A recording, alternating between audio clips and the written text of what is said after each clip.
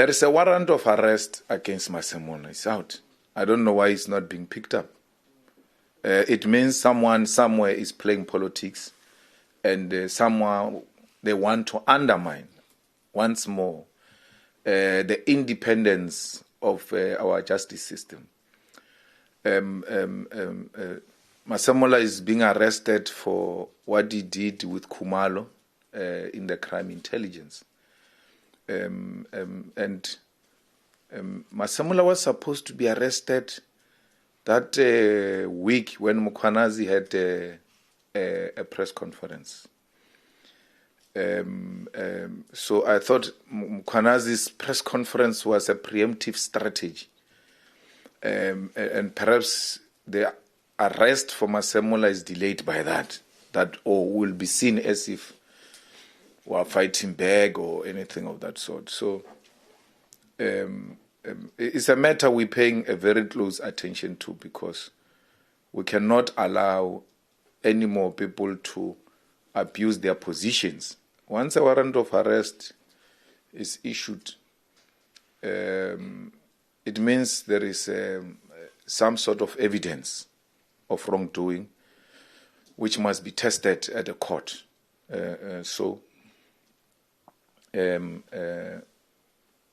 We will have to make sure that this is followed through. You know, I told you, and many of you just undermine the information we give you. I told you a long time ago that the Minister of Police, they want to arrest Minister of Police. And that's why Mkhwanazi is being charged with IPID, because they want to pick up a Minister of Police, Senzo Mkhunu.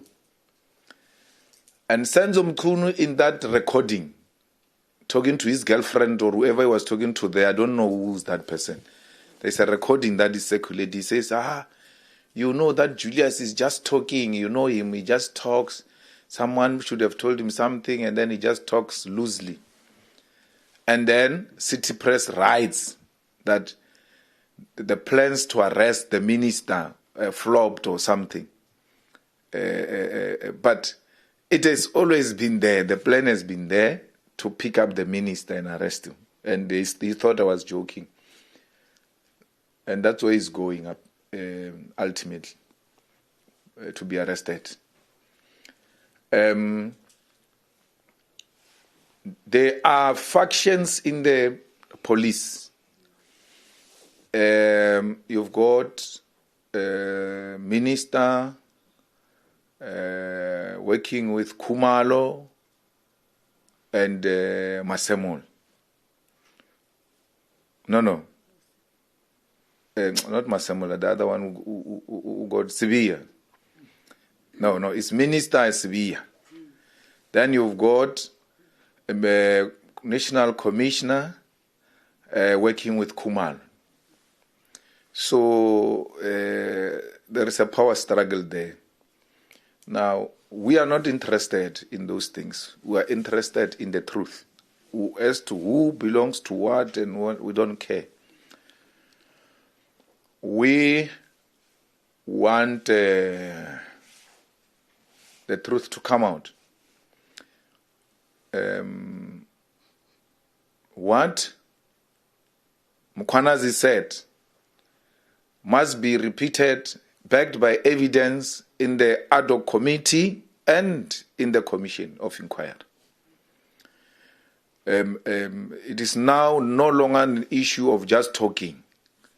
Let everyone who has got an issue bring that matter before the committee, and I'm going to sit in that committee of ad hoc committee to investigate these allegations. And you know, if I'm there will not be manga business, because I'm not scared of police or soldiers or anyone, including drug cartels or criminals. I'm not in the pocket of any thug in South Africa. That's why I live a free life. And if I'm lucky, maybe they will elect me the chairperson of that committee so that I can sort out this issue once and for all. If they mean business, they must bring it here so I can chair it. and then you will get to the bottom of these issues. So, I don't think it's aligned necessarily to the ANC conference. I think it's a power struggle that has always been there. Every time there is a new minister in the police, that minister, and those are the mistakes they make. They start aligning with this group or the other group. But the power struggle and tussle for slush fund has always been there in the police, whether there is an ANC conference or not. Because let's take, for instance, the ANC conference is going to be a contest between Mbalula and Paul Mashatini. Both of them have got no hold over any of those factions in the police. None whatsoever.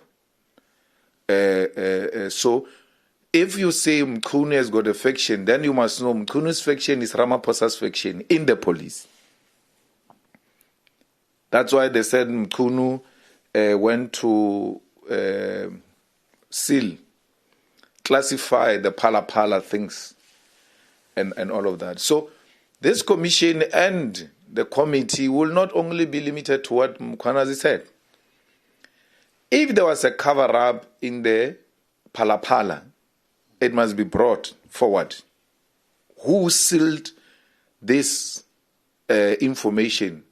Who was hiding the information from the people?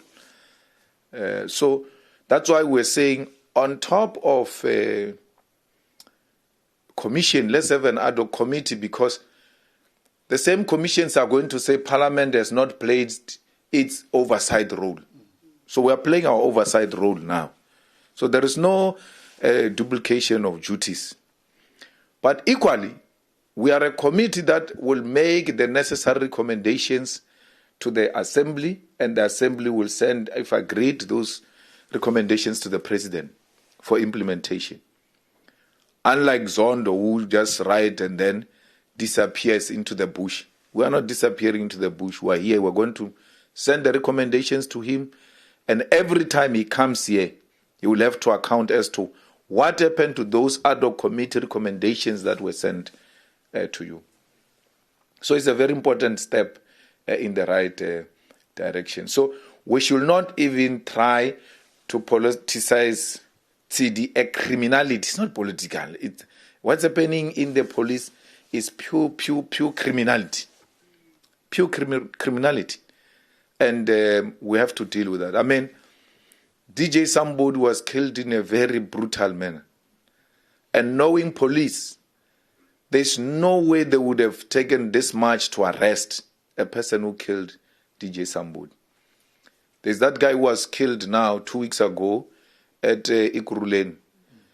The person is already arrested. So it tells you the people who killed DJ Sambodi are highly connected. Why would the head of the Hawks confirm that he was called, that there are people who are pretending to be the Hawks at a particular venue, and then he unleashes the Hawks to go there? It's not true. Once they are saying there are people who are pretending to be police and they are not, and that information comes to his attention, he must refer it to the police station next to where those thugs are taking chances. For him to start even getting involved, he even knows the address, yet he doesn't have a docket. He has no right to open any docket. And then he says he was not called by Molefe, he was called by a friend of Molefe, and the friend of Molefe does not have a name. He's playing games. If he doesn't give us the name of who called him, he was called by Molefe. Until he give us a name, he was called by Molefe. It's like Kunene saying he was taking a journalist there. To take a journalist is not a secret operation. Who is that journalist? Who's that journalist? Why would you take a journalist to someone who just came out of prison, who's on bail, as an MMC? Now I'm very happy. You know, I dance even at night. Oh, things are looking good, Shem. We told you these things are criminals. They are nothing else but mapantiti. He says he doesn't know that guy. He knows that guy. I know that guy. Not from a personal point of view. He's a well-known businessman. Until now, we knew him as a businessman. So, but I don't have a relationship with him like that, where I can call Patrice Motsepe or go to Patrice Motsepe's house or have tea at Patrice Motsepe's house, take my wife to Patrice Motsepe's house. Patrice Motsepe's wife knows my wife. I don't know the guy like that. But for Kenny to behave like that in public office and say he doesn't know that guy, that's a lie. It's a pure lie. And that's how thugs, 26, 28 gangs succeed. They lie. They think they can outsmart everyone. So, and they don't care whether you are convinced or not. They tell their story. It's done. But the Kenny's story is not coming together. The head of Hawks, Libya's story is not coming together. That he was not called by Molefe, he was called by a friend. So you can hear this story. An honest man would have said, I was called by Godrich, who said, there are people who pretend to be police at Marshall's house. And that's how I landed there. Because now, once these things are out, you must know, that guy is not a whistleblower. He put you in trouble. Why not saying it? What is the difference between telling us that the name of a person who called you now with telling us that name in the commission of inquiry?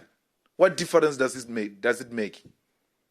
Why do you leave as a trusted senior policeman? Why do you leave the nation hanging? So we need to get to the bottom of this. Because once we get the name of who called the head of Hawks, then we're going to know, oh, this one is linked to this one. Because we need to get this network properly and dismantle it. And we can't dismantle it if police in the process are playing a dishonest role.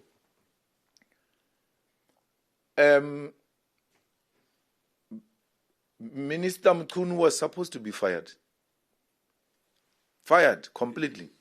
But you know, factions are painful. You know, to belong to a faction, it's the most painful thing as a leader. Cyril and Mkhunu are in the same faction. When the allegations are out, Cyril doesn't act. He says, I will act when I come back and do that.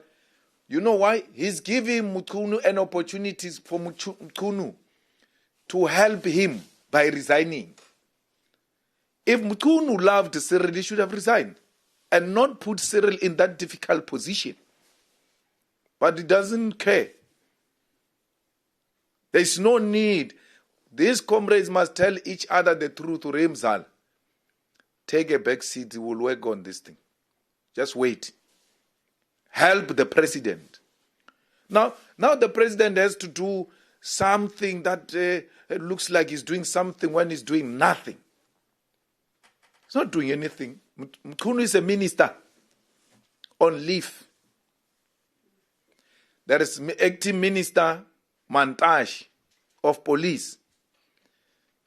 Then there is incoming minister, acting minister of police. 3, as we're sitting here. We have 3 names when we think of police. 3. Kachalia. Kachalia is from the Indian cabal of UDF. Worked with Praveen and them. They now want to recapture power. That's why they are going to that thing of the police. Why would you go and fetch Kachalia? Which track record has demonstrated that Kachalia is the best to deal with crime in South Africa?